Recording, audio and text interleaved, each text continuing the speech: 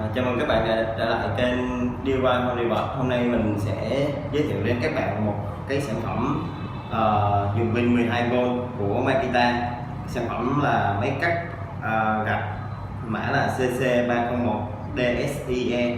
Thì ở trên thị trường các bạn có thể là thấy một cái mã tương tự đó là CC301 DZ. Thì cái mã này nó là cái mã chỉ bao gồm cái thân máy thôi, không bao gồm pin sạc. Thì cái mã mà DSIE này thì cái bộ sản phẩm nó bao gồm là một máy và hai pin 12V 1.5A và một cái bộ sạc. Thì bây giờ mình sẽ khui hộp ra cho các bạn coi.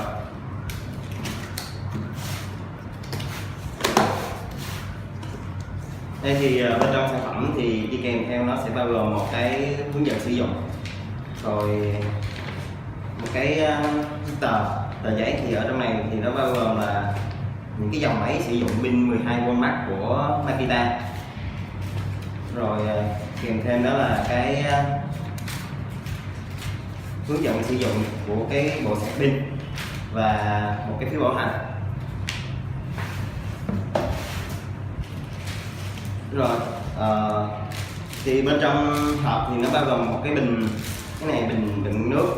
Thì khi mình cắt gạch thì có thể là sử dụng thêm nó có thêm nước cắt, thì lúc đó thì các bạn sẽ cắt dễ dàng hơn và nó sẽ đỡ bụi. Cái bình này thì chắc là dung tích nó khoảng chừng nửa lít nha các bạn. Rồi đây là bộ sạc pin, bộ sạc pin DC10SB. Đây là bộ sạc pin 12V nha các bạn. Rồi đây là máy cắt, một cái thanh kết nối bình nước và cái thân máy,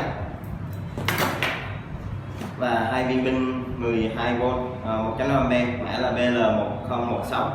Đây. Rồi thì bộ sản phẩm nó bao gồm những cái này nhé các bạn. Thì bây giờ mình sẽ đi sâu vào chi tiết của sản phẩm và hướng dẫn các bạn cách lắp đặt sản phẩm. Thì các bạn có thể thấy thì cái sản phẩm này nó có đi kèm theo là cái lưỡi cắt. Lưỡi cắt này là lưỡi cắt bằng hợp kim, thì nó chuyên dùng để cắt gạch hoặc là cắt đá granite, hoặc là có thể cắt kính luôn nha các bạn. Cái lưỡi này nó cũng khá là đa năng. Cái đường kính lưỡi thì ở đây mình thấy nó ghi thông số là 85 mm, và tốc độ chiều của nó là 4.500 vòng trên phút, tốc độ tối đa nha các bạn. Thì những cái đĩa giống như thế này thì các bạn có thể là mua trực tiếp từ bên công ty Makita nha các bạn, hoặc là mua tại các cái đại lý phân phối giống như bên mình. Rồi đi sâu về cái phần thông số của máy thì ở trên thân máy các bạn có thể thấy đây là cái mã nó là ghi là CC301D. Rồi cái điện thế là 12V max, tốc độ của nó là 1.600 vòng trên phút. Đây. Thì cái này thì nó cũng khá là linh hoạt. Các bạn có thể thấy là ở đây nó có cái nút điều chỉnh để mình có thể cắt được góc nghiêng, tức là mình có thể cắt được góc 90 độ hoặc là góc 45 độ hoặc là góc bao nhiêu đây 45, rồi tức là mình có thể cắt góc xiên thì đấy. Đây mình có thể chỉnh cái đế nó phù hợp, thì mình có thể cắt được ra những cái đường cắt mà mình mong muốn. Rồi thêm một cái nữa là ở đây thì mình có chỉnh được cái độ sâu cắt, độ sâu đây nó rất là linh hoạt, mình có thể chỉnh được độ sâu. Thì về cơ bản các bạn có thể nhìn nó gần giống như một cái máy cưa đĩa dùng điện. Thì máy cưa đĩa dùng điện nó cũng thể cắt được góc, rồi cắt được độ góc nghiêng, hoặc là một số cái máy cắt gạch dùng điện nó cũng có được những cái chức năng này. Thì nhìn sơ sản phẩm thì theo mình đánh giá thì sản phẩm này rất là nhỏ gọn, nhỏ nhẹ, nó khoảng chừng 1 kg mấy thôi, nhưng rất linh hoạt. Rồi bây giờ mình sẽ gắn cái pin vào thử. Ở đây pin thì nó được bọc rất là kỹ.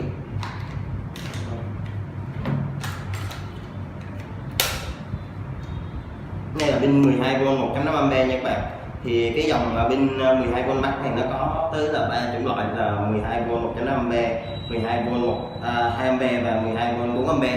Thì tùy vào nhu cầu của mình sử dụng nhiều hay ít thì mình có thể là mua những cái viên pin này nó phù hợp. Nếu mà khối lượng công việc mình nhiều thì mình có thể sử dụng pin 4A, sử dụng được lâu hơn. Ở đây thì các bạn thấy công tắc rất cứng này. Cái này là không phải là do máy bị lỗi đâu các bạn, mà do những cái sản phẩm dùng pin thì nó sẽ có một cái nút gọi là chốt an toàn. Thì các bạn muốn bấm được cái công tắc này thì các bạn phải đẩy cái nút an toàn qua thì các bạn mới sử dụng được. Cái này thì nó tránh trường hợp là đối với những người sử dụng người ta sơ ý thì có thể làm gây ra những cái tai nạn đáng tiếc. Đây thì cái này trên nút an toàn các bạn có thể nhìn thấy này, đây mình có thể đẩy xuống cái nút bên hông này. Thường ở những cái dòng sản phẩm dùng điện thì cái nút này một là nút đảo chiều hoặc là nút khóa tốc độ, nhưng mà trong cái sản phẩm dùng pin thì cái nút này là cái chốt an toàn. Thì các bạn muốn bấm công tắc này thì các bạn phải đẩy cái này xuống trước đây, đây.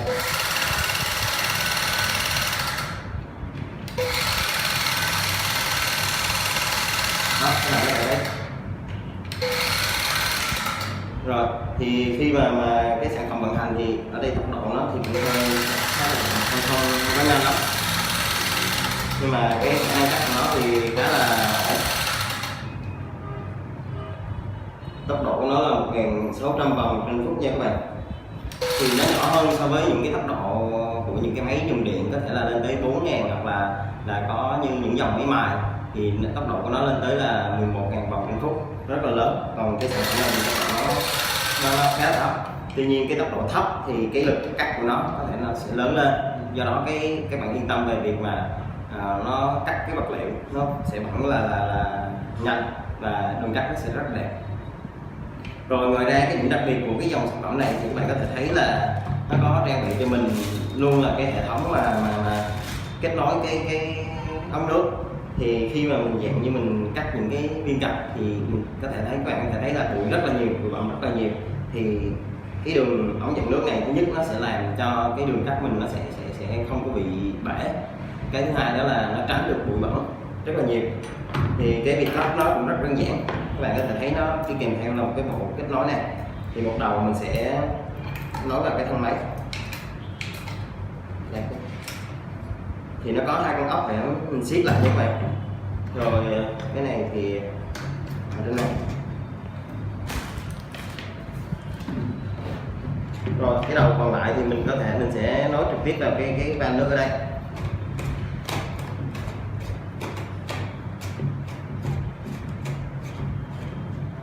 Thì cái van nước ở phía dưới này, ở đây nó sẽ có cái van đóng mở này. Khi mà các bạn mà muốn cắt nước thì các bạn chỉ cần xẻ cái van này ra thôi, thì nước nó sẽ truyền trực tiếp từ bình này xuống cái đường cắt chỗ này và nó đi ra cái bên hông chỗ này.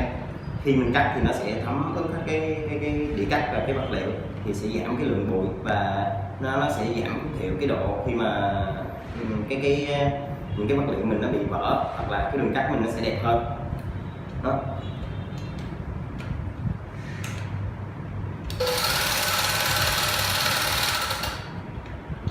Ở trong này thì nó còn kèm theo là một cái đầu lục giác nha các bạn. Cây lục giác thì để các bạn có thể thay cái đĩa này.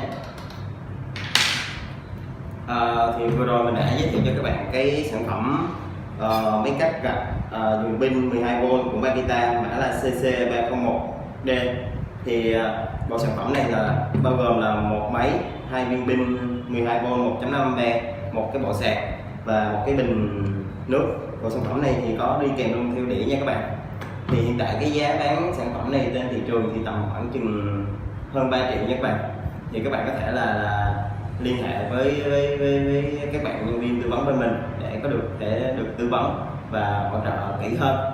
Ngoài ra thì bên mình hiện tại là đang có chương trình là demo sản phẩm. Nếu mà các bạn muốn sử dụng thử sản phẩm hoặc là muốn đi xuống các cái nhà máy để hỗ trợ thì các bạn cứ liên hệ bên mình, thì bên mình sẽ sắp xếp cái lịch để có thể hỗ trợ các bạn trong vấn đề mà demo sản phẩm.